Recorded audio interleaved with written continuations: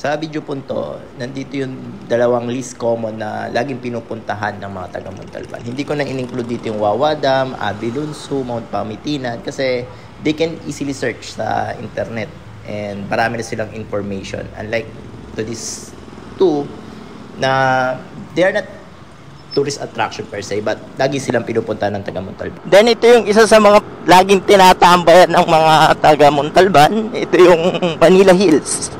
Subdivision siya. Pero ito accessible to sa public. Minsan sinasara nila to kung trip ng guard, depende po sa duty guard. Pero ito nga, tinatambayan to ng mga taga Montalban kasi kita mo yung buong Montalban.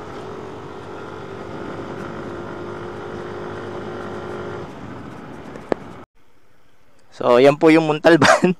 Mukha siyang kono kung titingnan.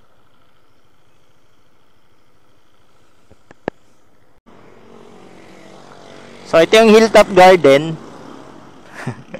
Off-road to. Tsaka mahirap po yun talaga yung daan. Ang bato. So, pag-aakyat ka, talagang buwis buhay po to. As you can see.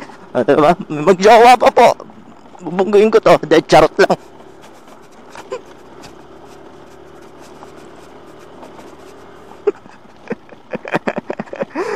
Lang. Mahirap ng daan.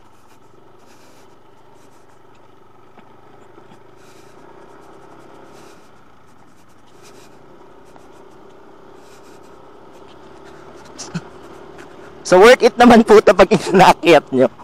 Talagang mahirap lang yung daan.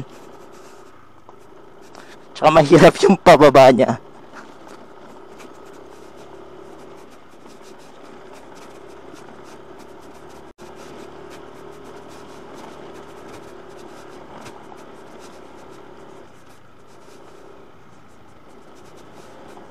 Yeah.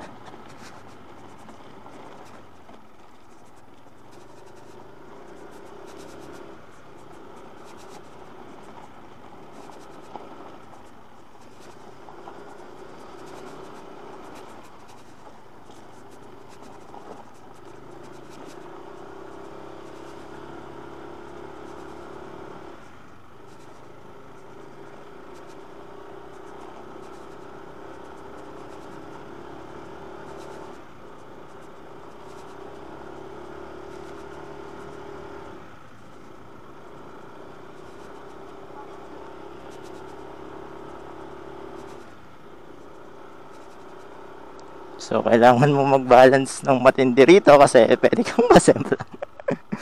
Then, meron siyang entrance fee na 50 pesos. 50 pesos lang naman. So, much better kung magdadala po kayo dito ng pagkain kasi mahal ang pagkain po dyan, no?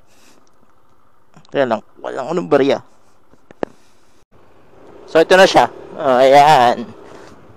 Maganda po dito kasi, ayan. Nakikita niyo yung mga taong yan? Marami na yan.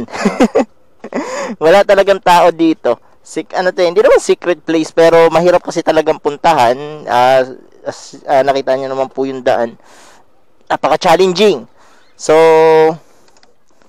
yan po. Marami na yung taong yan. Minsan, makakapunta ka dito na wala talagang tao. Pwede mong solohin to. So, yan. Yan po, makikita nyo kung gaano kaganda ang Montalban sa part na to. Then, picturean lang natin.